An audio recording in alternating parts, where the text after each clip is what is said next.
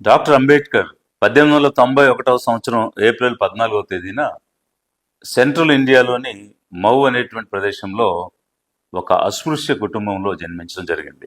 చిన్న వయసులోనే he faced the reality of brutality of untouchability. Elementary స్కూల్కి చదువుకోవడానికి వెళితే నువ్వు అస్పృశ్యుడివి, పాఠశాలలో ప్రవేశించడానికి వీల్లేదని ఆంక్ష చేస్తే ఎండలో ఎండుతూ వానలో తడిచిపోతూ బయట ఉండి చదువు నేర్చుకున్నాడు. తను తన అన్న కలిసి ఒకరోజు ఒక జట్కా బండి మీద వెళ్తున్నటువంటి సందర్భంలో నిశీది చీకటిలో మీరేమిట్లు అని ఆ బండివాడు అడిగినప్పుడు మేం మహర్లు అని చెప్పగానే అస్పృశ్యులారా నా బండి ఎక్కుతారని మార్గ మధ్యలోనే క్రిందకు తోసేయటం జరిగింది. అలా అవమానాలు పడుతూ ప్రతి అవమానాన్ని విజయానికి ఒక మెట్టుగా ఆలోచించుకుంటూ ఎందుకు ఈ అవమానాలు జరుగుతున్నాయి, నాకు ఎందుకు ఈ సమాజం నన్ను వివక్షగా చూస్తుంది అని ఒకవైపు ఆలోచించుకుంటూ ఈ వ్యవస్థపై, ఈ కుల వ్యవస్థను ఎలా నిర్మూలించాలి అనేటువంటి ఆలోచనలు మొదలై తను చదువుకుంటూ ముందుకు వెళ్ళాడు. He was the first Indian untouchable to complete clear matriculation in this country. మొట్టమొదట మెట్రికులేషన్ పాస్ అయినటువంటి ఒక అస్పృశ్యుడు.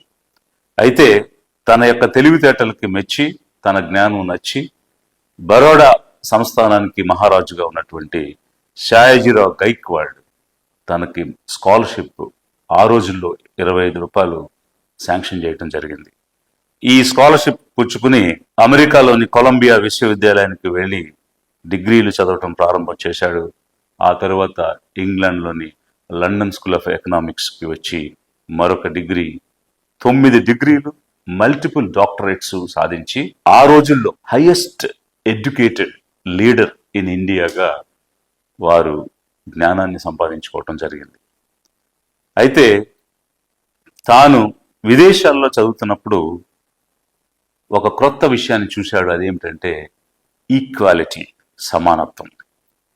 కొలంబియా యూనివర్సిటీలో చదువుకునేటువంటి సమయంలో అందరిలాగా హాస్టల్లో జీవించాడు, అందరిలాగా క్లాస్ రూమ్లో కూర్చున్నాడు, అందరిలాగా డైనింగ్ హాల్లో భోజనం చేశాడు. అందరిలాగానే వాటర్ ఫౌంటైన్స్లో డ్రింకింగ్ వాటర్, మంచినీళ్లు తాగటం అనేది చేశాడు.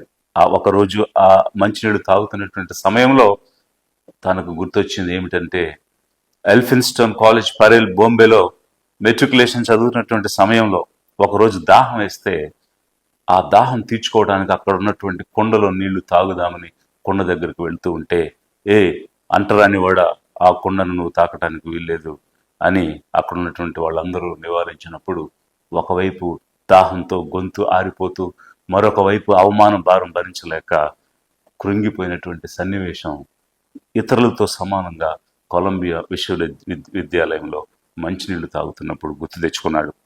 తాను చూసినటువంటి ఆ సమానత్వం, ఈక్వాలిటీ, ఆ సంతోషం, ఆనందం తనకే పరిమితం చేసుకోకుండా ఇలాంటి సమానత్వం, ఈ రకమైనటువంటి స్వేచ్ఛ, నిర్భాగ్యులుగా, నిరక్షరాస్యులుగా, కోట్లాది మంది మూగజీవులుగా జీవిస్తున్నటువంటి నా జాతి జనులకు ఎలా ఇవ్వాలి అని ఆలోచించటం ఆ రోజే ప్రారంభం చేశాడు.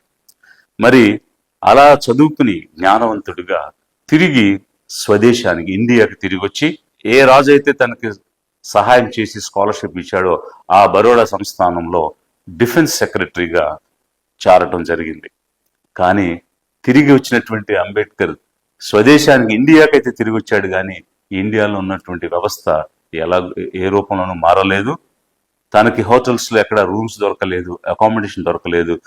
ప్రోగ్రెసివ్గా మాట్లాడుతున్న లీడర్స్ ఎవరు కూడా తన వైపు చూడకుండా ముఖాన్ని చాటేయటం జరిగింది.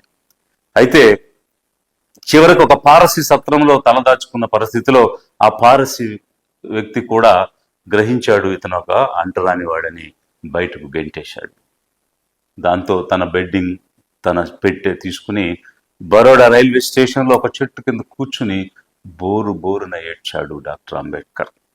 అయితే ఆ ఏడ్చి కోటి అగ్ని పర్వతాలు బ్రద్దలైనట్టుగా తనలో ఉన్నటువంటి ఆవేశం, ఆక్రోశం, ఆవేదన అన్నీ కూడా పొంగి పొరలి వరల్డ్ క్లాస్ ఎడ్యుకేషన్ని నేను సాధించి ఎంతో జ్ఞానంతో నా మాతృభూమి జన్మభూమికి తిరిగి వస్తే విదేశాలలో నన్ను గౌరవించిన ప్రొఫెసర్ లేడు, నన్ను అనుకరించిన విద్యార్థి లేడు, నా జ్ఞానాన్ని చూసి నా ప్రతిభని చూసి మెచ్చుకోని వ్యక్తి లేడు.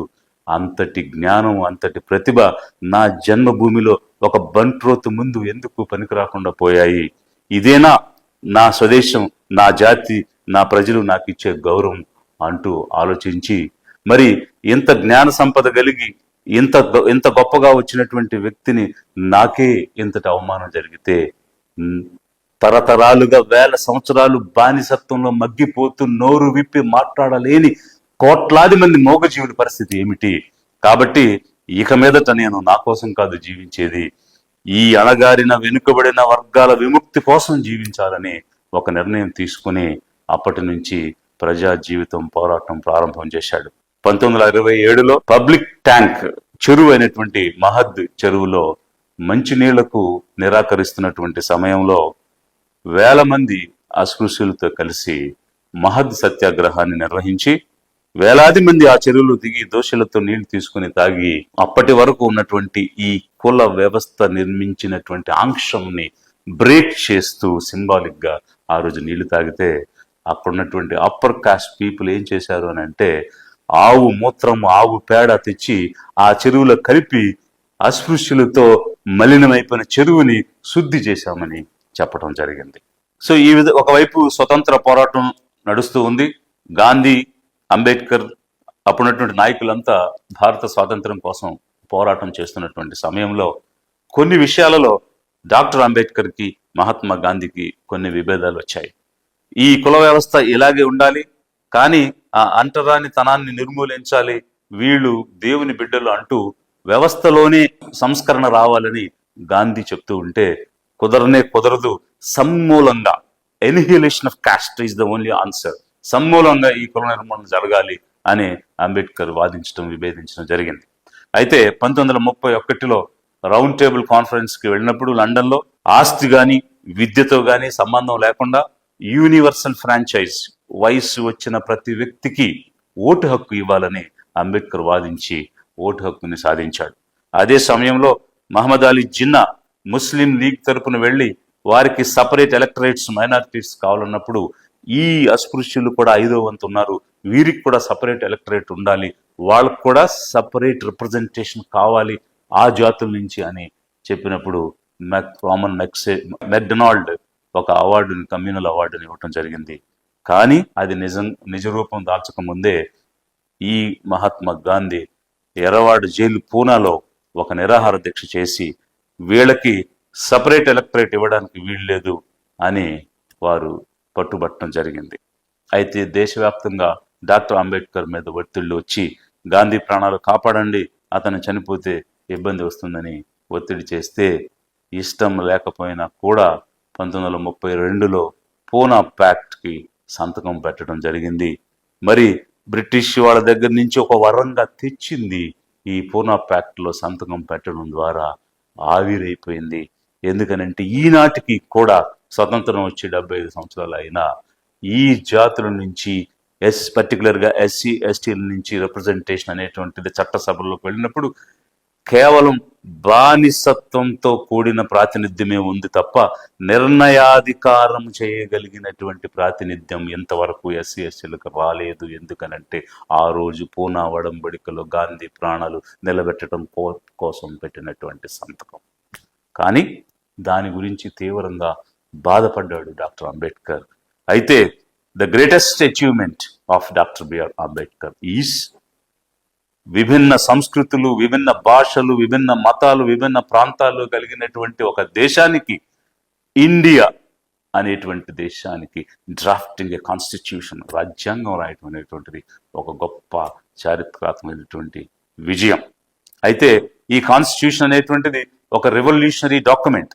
ఇది కేవలం లీగల్ డాక్యుమెంట్ కాదు, సోషల్, ఎకనామిక్, పొలిటికల్ జస్టిస్ ప్రతి వ్యక్తికి ఇచ్చేటువంటి డాక్యుమెంట్, ఒక చట్టం.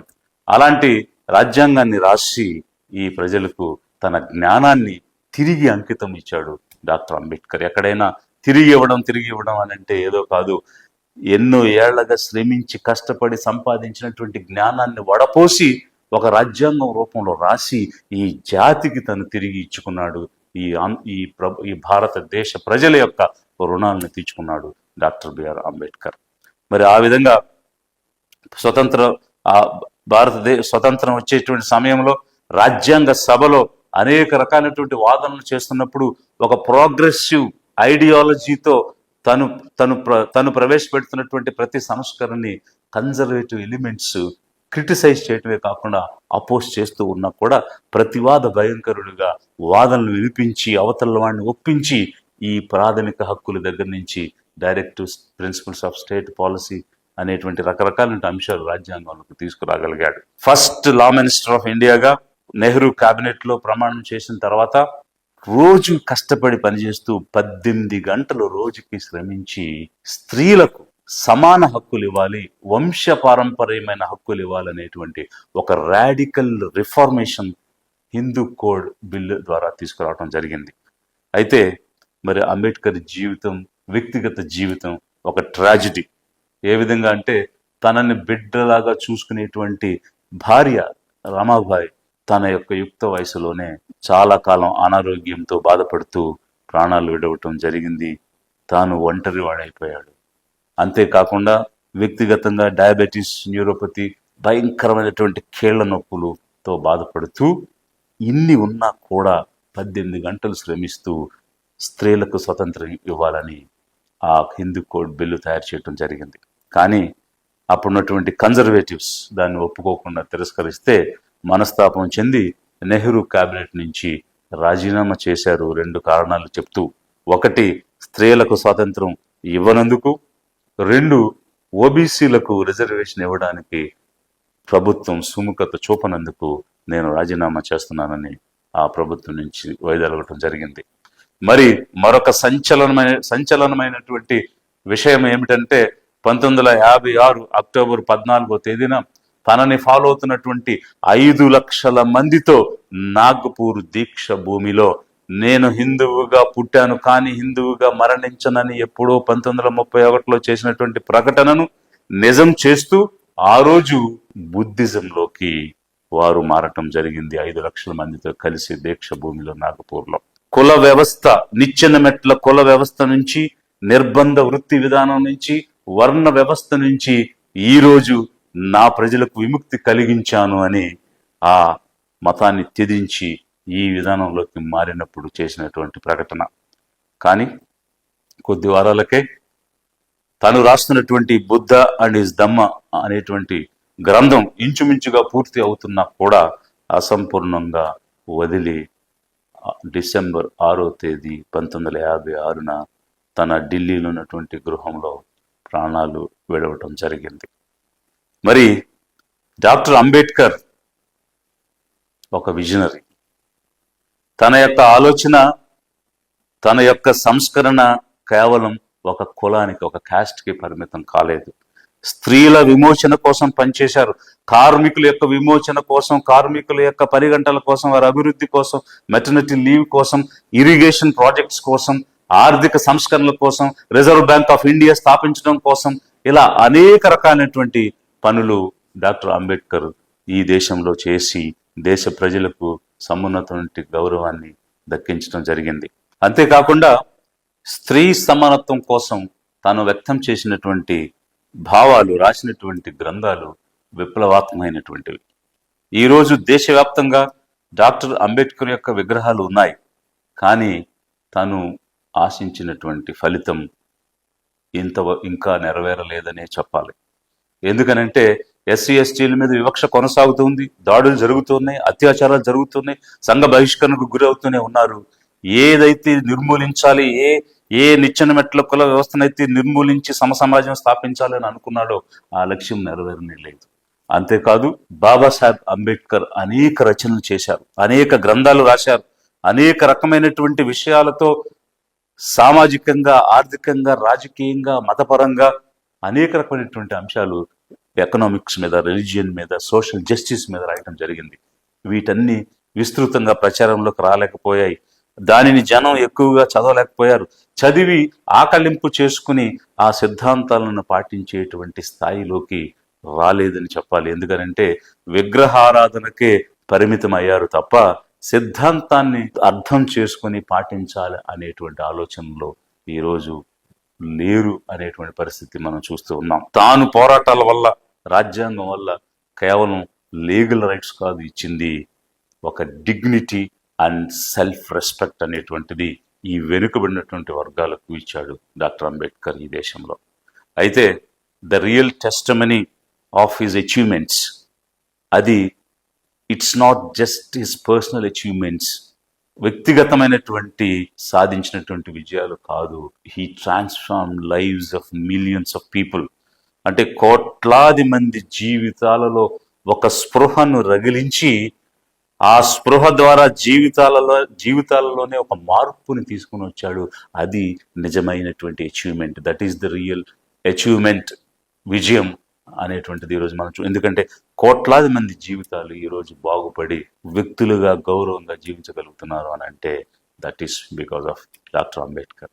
కాబట్టి the story of Ambedkar is not just Indian history, it is an universal testament for the power of education and human dignity.